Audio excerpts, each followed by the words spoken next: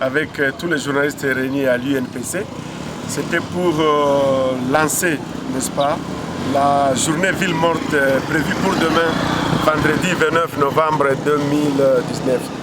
En effet, après avoir constaté beaucoup de tueries, 14 cas de tueries en l'espace d'un mois et qui ont coûté la vie à 80 personnes victimes tuées lâchement par machette dans la ville et territoire de Beni, la société civile ville de Goma a pensé que nous ne pouvons pas rester insensibles et nous devons soutenir nos frères, nos sœurs, nos parents, nos enfants, n'est-ce pas, qui sont en train d'être tués, lâchement tués dans la ville de Beni, sous la barbe de la MONUSCO et sous la barbe des FARDC qui sont d'ailleurs en nombre presque de 20 000 dans la zone. La journée ville morte de demain a pour des objectifs. D'abord, appeler le gouvernement à prendre ses responsabilités. Ça veut dire sécuriser les personnes et leurs biens. Et en deuxième position, rappeler les multinationales, les agences des Nations Unies, que l'appui des forces étrangères, des forces internationales auprès des forces locales ne doit pas durer 20 ans. L'appui là doit avoir un impact positif parce que ce que nous voyons avec la MONUSCO, ça a échoué. C'est pourquoi nous demandons, n'est-ce pas, la préparation et le retrait progressif, mais aussi changer les mandats et que les FARDC aux côtés des forces des Nations Unies puissent avoir un mandat plus contraignant, plus coercitif, en vue de bouter hors d'état de nuire tous les rebelles qui traquent et qui font la désolation de l'autre côté de la ville de Beni.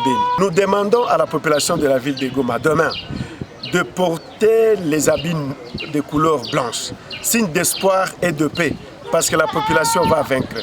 Nous demandons demain que les parents restent avec leurs enfants à la maison, qu'il n'y ait pas transport en commun, qu'il n'y ait pas école, qu'il n'y ait pas marché, pour, n'est-ce pas, se joindre, n'est-ce pas, aux populations de la ville de Beni. Pendant ce temps, les parents doivent apprendre aux enfants les conséquences de l'insécurité, les causes profondes de l'insécurité, et ça va amener au gouvernement de prendre des décisions. Si dans un délai de 14 jours, nous attendons encore des tueries dans la ville de Goma, la société civile, à part la marche, n'est-ce pas, va passer à une vitesse de croisière, parce que nous avons comme la stratégie d'appeler les composantes et de décider des actions à mener. Nous reconnaissons, n'est-ce pas, les efforts de la MONUSCO dans la stabilisation et la paix en RDC. Mais malheureusement, depuis un temps, nous avons constaté que la MONUSCO est devenue encore observatrice leur ancien mandat au lieu d'avoir un mandat spécifique de traque des groupes armés et appuyer, n'est-ce pas, les forces de la République démocratique du Congo. Nous, la société civile, nous nous rallions, n'est-ce pas, à la volonté du peuple, qui est le départ de la MONUSCO. Mais cela doit commencer par un processus et en préparation, n'est-ce pas, des forces armées congolaises dans la communication, n'est-ce pas, dans les formations, dans le réarrangement des stratégies et laisser, n'est-ce pas, une unité juste d'élite pour orienter les FARDC au lieu d'avoir des effectifs qui coûtent le plus cher au monde, mais malheureusement la population voit l'impact qui n'est pas bon, car dans les zones où il y a les soldats des Nations Unies, la MONUSCO, il y a toujours des tueries de personnes civiles. Nous regrettons les cas qui se sont enregistrés à Beni, ça veut dire brûler les infrastructures institutionnelles, mais aussi attaquer les bureaux de la MONUSCO. Nous les regrettons et nous savons que la société civile a comme méthode la résolution des conflits par les voies non violentes. Nous connaissons aussi que cela est arrivé parce que la population est dépassée. La population ne sait plus à quel sens se vouer. Nous pensons que notre journée ville morte, c'est une journée ville morte sans marche. C'est une journée ville morte de méditation, de recueillement, de réflexion sur comment nous pouvons essayer de marcher et de proposer au gouvernement pour qu'il y ait encore la paix. C'est pourquoi nous demandons à la population, n'est-ce pas, de rester à la maison.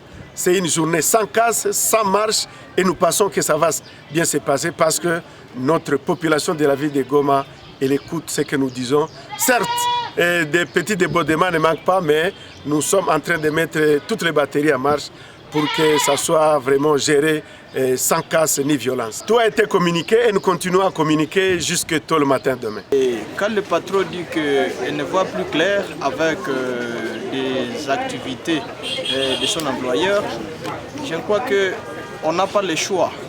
C'est comme dans le cas d'espèce, la population de Beni ne se retrouve pas dans le mandat de la MONUSCO qui consiste à protéger la population civile, mais aussi qui consiste à appuyer nos forces loyalistes et qu'elle décide à ce que au moins la MONUSCO soit retirée de Beni ou alors de la République démocratique du Congo.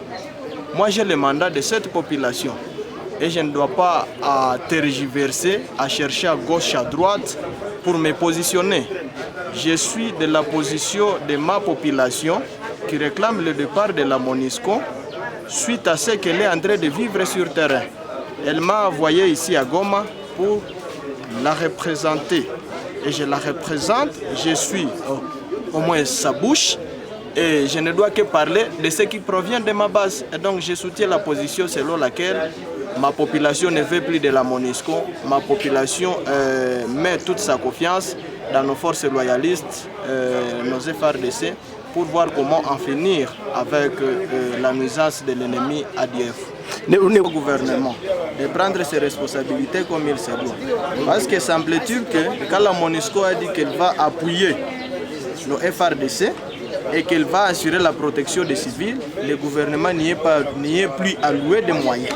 Et donc j'aimerais que le gouvernement puisse prendre ses responsabilités et puisse ignorer l'appui de la MONUSCO, puisse ignorer la protection dont la MONUSCO a évoqué afin de remplir ses responsabilités. Si la MONUSCO peut intervenir, qu'elle intervienne comme ajout et non pas se fier à disant que non, la MONUSCO va protéger les civils, la MONUSCO va appuyer nos FARDC. Allez sur le terrain, vous allez constater que la réalité est amère. Avec nos militaires qui partent sur les lignes de front, avec des haricots, avec des mouchelles, avec des bois de chauffe, pour aller faire leur cuisson sur la ligne de front. Alors que dans d'autres pays, on les dote en boîte de conserve. Toutes leurs rations, c'est en boîte de conserve. Mais chez nous, vous allez constater que la réalité est vraiment amère.